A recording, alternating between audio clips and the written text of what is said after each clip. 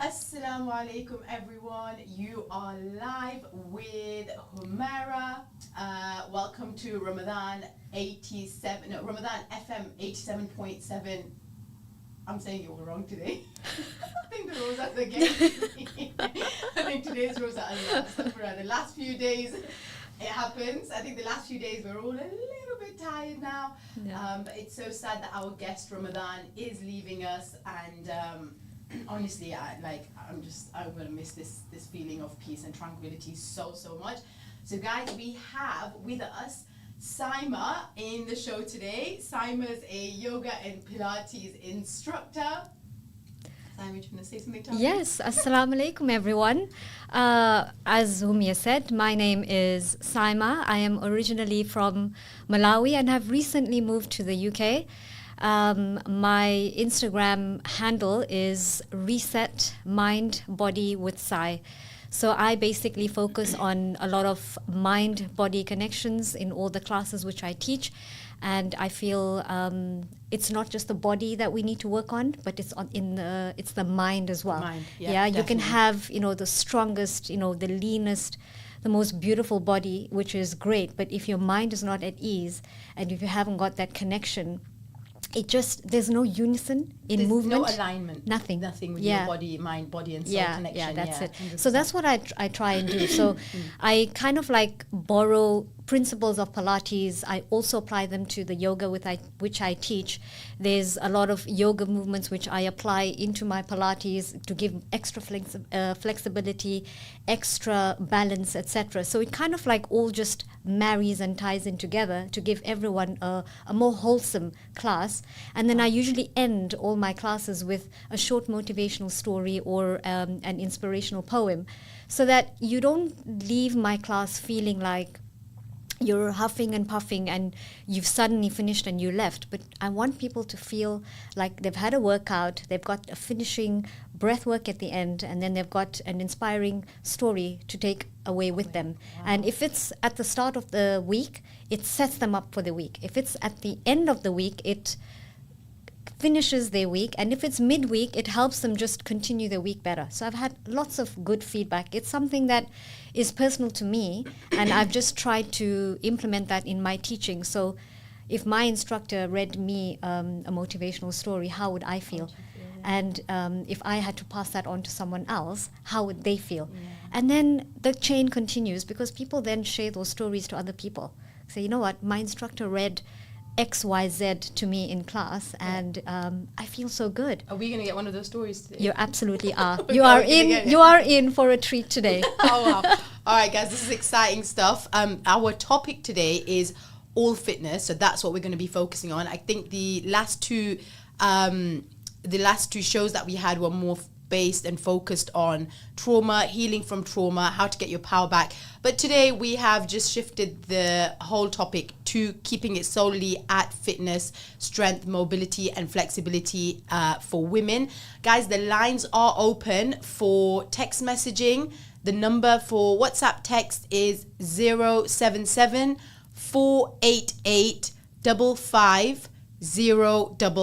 So if anybody has any questions related to fitness for Saima regarding Pilates, yoga, and just regarding her classes, or any information that you want, or any questions for myself regarding strength training, send in your messages. All right, guys, going back to Saima. So Saima, tell us a bit more about your yoga and Pilates. And so you combine yoga and Pilates. Is it called Yogulates, if I'm not mistaken, or something? Yeah. So to give everyone a taster of what I teach, I used to have one-off classes in Malawi, which would be yoga lattes. So it would start off with maybe half an hour of Pilates exercises, and then it would end in half an hour of yoga exercises. So in the Pilates that I teach, I'm qualified in Pilates mat, and then small ball, big ball, Pilates with weights, Pilates with foam roller, and Pilates with the band. And then there's also prenatal and postnatal. Oh, so you've Right. got that qualification as I've well? got that as Wow, well. that's But big, that's I think that's a amazing. very specialized teaching. Yeah. And I prefer to rather do the group classes because I'm targeting a lot more. And in terms of prenatal, there's very few which I've come across over here, and postnatal over here. So I've stuck right now to more of the group classes for non-prenatal or postnatal, but I'm absolutely open to it, inshallah, if that avenue does open up. Inshallah. Yeah. And then basically it's giving everyone a taster of what to expect. And then I also teach 5 types of yoga. So the Bikram yoga sequence I teach, the Vinyasa, which is a free flow sequence, Ashtanga standing balancing series, which is mainly standing positions focusing on balance, and then the Yin yoga, and then aerial yoga.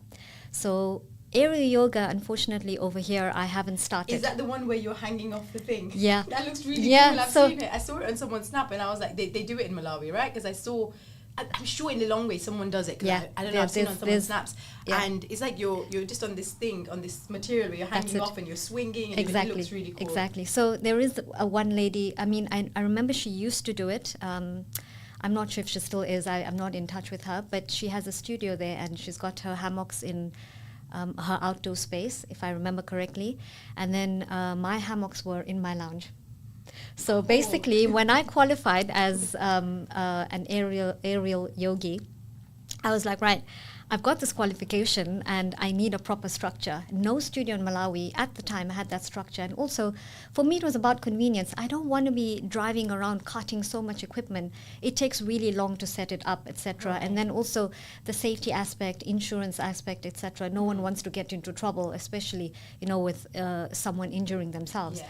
You want to So make sure you're covered and stuff, that's it.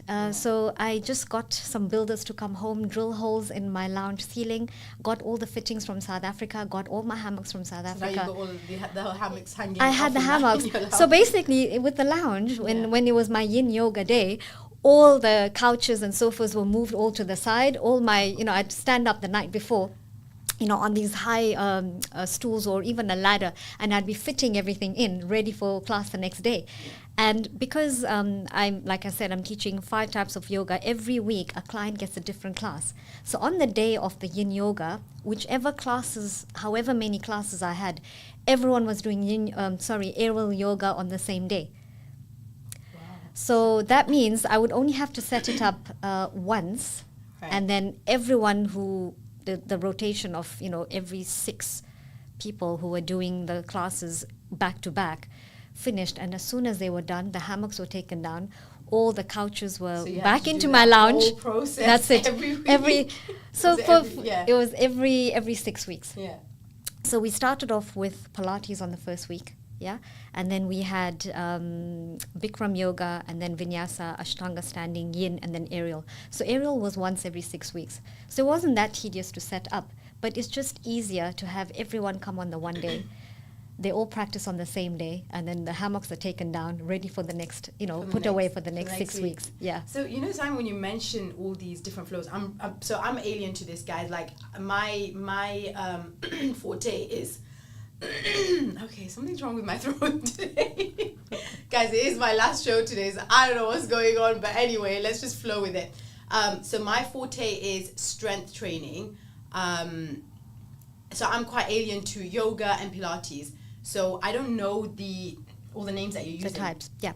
So can you talk us through like the benefits of yoga and Pilates? Yeah, absolutely. So Pilates was developed by Joseph Pilates in the 20th century to help soldiers rehabilitate from the injuries they received or they got from war or whatever it was. And today, modern day age has implemented all the exercises that Joseph Pilates invented for normal people. I didn't even know this was named after someone. That's interesting. That's Joseph really, Pilates really cool. invented Pilates. So we've implemented all his exercises, especially on the mat. And he also designed the equipment, which is the reformer equipment, which uses springs to add resistance to muscles and to body to help recovery. Oh, wow. Yeah. So Pilates originally was for recovery from injuries or for soldiers, way back in the 20th century. Right. And then all that has now come towards our generation now throughout all the years, Yeah. and it's evolving even more. So there was obviously, the small ball, the small band, like I mentioned, we're adding weights now. So for someone who's not, proficient with going to the gym, for example, strength training, because I know there's a lot of myths that come with strength training, which I'm sure you will highlight today. Yeah. Which I think is important to also Very, highlight. very important, yeah. Debunking So those myths is that's massive, it. yeah. So with Pilates, we add the very light weights. So you'll have like a 1 kg or a 2 kg. So if you're, for example, doing one of the roll downs in Pilates, and you just got the weight in your hands, you're not doing anything, but you've got this weight that's literally just working on your arms very, very gently, very slightly, coaxing into all your muscles, just preparing you to understand what it's like working out with weights and the impact that it has on your body and the increase in strength that it gives you. Right, so you're working with lighter weights, but it's more, isn't it more balanced as well? That's and it. focusing on one certain area, because I know that That's it. Pilates focuses a lot on core, right? Yeah. Core strength. So it's called, we call it the powerhouse. So it involves the core, the pelvis, the hips, and your so obviously good your for women. pelvic floor. Yeah. And we marry everything together, and that is your powerhouse. So if I say to you now, Humi, I need you to lie down and lengthen your leg up towards the ceiling, maybe your first instinct will be, I'm going to lengthen my leg all the way up to the sky. Yeah. And I will say to you, right, I need you to drop it down, and I only want you to lift it to hip height, and I want you to engage your core. So now your mindset has just shifted. You've got all these cues, and you're not lifting your leg just haphazardly, but you're using your core to lift your leg. So everything will originate from your core. Right. And that's how we get that core stability and that core strength. Yes. And we want to increase our strength from within, not just on the outside. It's not just about planking or doing so many sit-ups, etc. crunches and Yeah, stuff like yeah. that, I mean, yeah. there's nothing wrong with that. But in Pilates, we look at the smaller intrinsic muscles, and we work from inside all the way to the outside. Wow. So it's strengthening from within. And I guess that's so important for like women, because I have a lot of clients that are say new moms and stuff like that, and they are always so worried about their core strength. And I think Yeah. that's the massive thing after giving birth. Absolutely, It's absolutely. huge to get Yeah. your stomach muscles work, your tummy muscles working, because it's so easy for your abs to come apart. And I think it's it's called diastasis recti, Yeah. which a lot of women suffer when they don't even realize that the abs have completely come apart. Very normal, by the way, guys. It happens to women in pregnancies. Your abs do come apart, and they don't always go back to their normal size. So definitely Pilates and strength training and exercise, or what you're saying, just working on that core area, Yeah. and combining the pelvic floor and everything together, Yeah. it does work on getting your abs back again. Absolutely. Look, it does take a little longer. Your body's been through so much. Yeah. I mean, it's taken 9 months for your whole body to change. It's impossible for your body to spring back immediately. And I feel like, we as women just need to be gentle on ourselves, give ourselves a little bit of time. As long as we are doing something about it, even if we start off with, a half an hour walk. I mean, if you can't do 10,000 steps, for example, how about you start off with 2,000? And then in the next month, increase to 3, and then increase to 4, and then slowly start gaining, that strength back, a bit of mobility back in all your joints, and then go into working out, maybe like what you previously did before you fell pregnant or Yeah. wherever your levels were. And then also an important thing is if you've had a cesarean section, your deepest muscles have been cut all the way right inside. So again, women need to be gentle with themselves. You can't expect, to bounce back immediately. Your body needs to recover, a minimum of 12 weeks. So, I'll have, clients come and say, I've just had a baby. First thing I'll ask is, did you have a normal birth? Did you have a Caesar? So for normal birth, I usually wait about 6 weeks before I take on a client. Yeah. And then if it's a cesarean, minimum 12 weeks. Because, I've had a Caesar. From the outside, it always looks like, okay, in a few weeks, you feel like the outside has healed and you're ready. Yeah. But it's the deeper inner muscles and your inner stitches which need to take a little bit more time. Cut they make, isn't Very, very. It cuts through layers and layers of your skin. So you just want to make sure that, you've healed from within before we start exercising. Wow. Yeah. I'm just like listening about this and thinking, because I know that a lot of women have this, it's easy to like body shame yourselves, and I think it's so sad, Simon, like women after pregnancy, and I know your body goes through so much, and I think we sort of like lose ourselves by looking at our bodies, and obviously you can't always go back to what you were. Your body's been through something so huge. You've like given birth to a human. Yeah. Like your body's been through all of this amazing stuff. It's a miracle from Allah subhanahu wa ta'ala. And I think, you know, it's just about embracing that and loving yourself and working towards taking those steps that I'm going to build my strength and my, like, get back to my strength and stuff, but not always body shaming yourself. It's so easy for women to start hating themselves. They look in the mirror and they're like, I'm seeing all these stretch marks and cellulite and saggy skin. Yeah. And I think it's not about hating what you see in the mirror, but rather think about loving what you see and taking those steps and thinking, you know what, I'm going to work towards getting stronger and building myself back up. Definitely. I fully agree with that.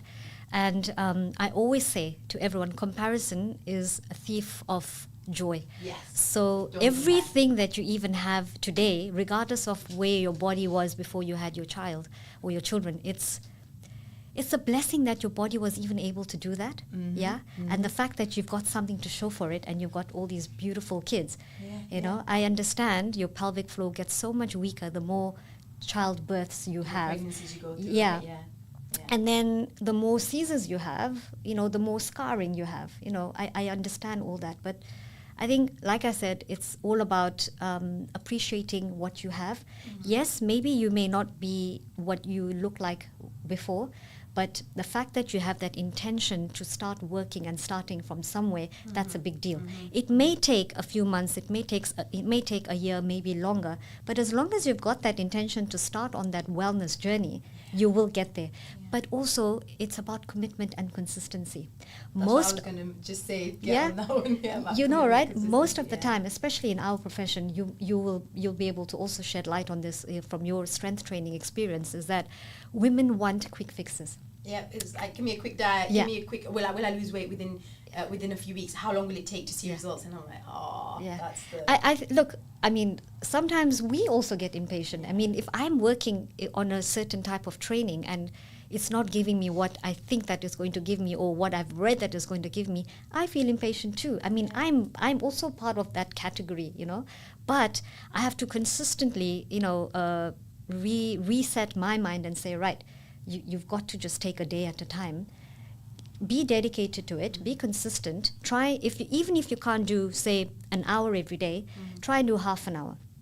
If you can't do half an hour, try and do 10 minutes. 10 minutes. I always, Simon, I always tell girls, like, you know, don't start off by setting yourself these big, you know, goals that you're gonna then, you know, you're setting yourself up for a complete downfall. Yeah. Because you want to start off slow. So you want to start off with like at least 10, even if it's 15 to 20 minutes. 2 times a week, not even 3 times a week, 2 times a week, even once a week. Just start off slow, but keep that consistency. It's all about consistency and habit. And I think Ramadan is massive for teaching us that. Yeah. Because with the 30 days of fasting, alhamdulillah, the benefits of Rosa, and I'm like, you know what?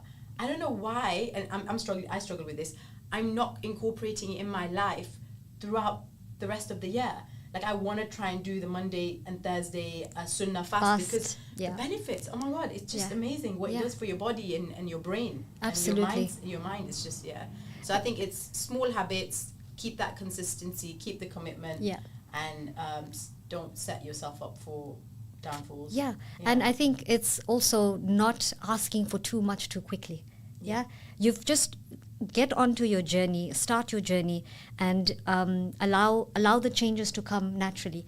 But also, people come to us for a class maybe for 1 hour once a week, right? And you know, the members or the clients will go back home. We don't know what the rest of their day is like. You don't know how much what their stress levels are, if they're suffering any diseases, like, for example, thyroid, or you know, any I don't know, any other issues that you think affect? I think sleep, nutrition, water intake. The nutrition's massive, Sam. Like you could be, so we will be seeing clients, example, so I see some twice a week for that 1 hour. So I'm only seeing them 2 hours in a week. And then you've got the rest of your day in that 24 hours, the rest of the week, what you're doing, how you're spending your time, what you're putting into your mouth, how you're eating, how you're sleeping, your stress levels, how active you are during the rest of the week. Are you just relying on that one training session? Yes. So it's so important. You've got to do your own stuff as well. That's you can't be relying on, so I can't just be doing one Pilates or yoga session with you a week and think that's expect that miracle to come. Yeah, that's just 1 hour of my week. Yeah. How active am I during the rest of the week? How am I incorporating my my diet, my sleep patterns? Everything plays a part. Absolutely. That's what gives you the overall result. So That's everything has to be in sync, really. Like, you can't expect results overnight. So when a member comes or a client comes and says, I'm looking to lose weight, and I'd be like, look, that's a good place to start. You've identified that you have something that you want to work on, but this is not a quick fix solution. It's going to take time. You are with me for 1 hour, and I can't give you, the results that you're looking for. But what I can give you is exercises to help with your mind-body coordination, with your stability, with your balance, to help with better breathing. Breath work, reduce your stress levels. You want to come in and, you feel like, I'm feeling really stiff. I know that for sure my classes are going to help with your flexibility, with your mobility. I can give you that. And then everything else that you do, you kind of like complement with all the training that you're doing with me, and then you'll see the positive results. And I can't promise you anything unless you make those positive changes to yourself, your lifestyle. Yeah. And then you also you stay consistent, because, once a week for 1 hour is the bare minimum. There's nothing less than that. But if you could come twice or thrice a week, you're increasing your chances of better results. Yeah. But we don't even ask for that. I ask for just once a week, because I know life is busy. We have children, we have homes to look after. It's an insane lifestyle. Yeah. So just give the bare minimum, and then stay on that journey, stick to it. Yeah. And then inshallah the results follow. Yeah. 100%. Saimi, you mentioned stress and cortisol being one of the major factors as well. Yeah. Could you shed some light on what actually happens when you've not got your cortisol levels in balance, or how what you're doing can help with that? So stress levels, like your cortisol, is released by your adrenal glands. Okay, it affects your blood pressure, it affects your endocrine systems and your internal systems, your digestive systems, etc. So if your cortisol levels are very high, your hormones are all over the place. Yeah. So when you come for yoga, for example, we have Bikram yoga, which usually is practiced in 40 degrees heat. Yeah. But it's just, in Malawi, we didn't have that facility, unfortunately. And to build a studio, with such high temperatures would be extremely indoors. Yeah. Okay, so it's not outdoors, right? Okay. It's not supposed to be done outdoors, but weather in Malawi is also very, very hot.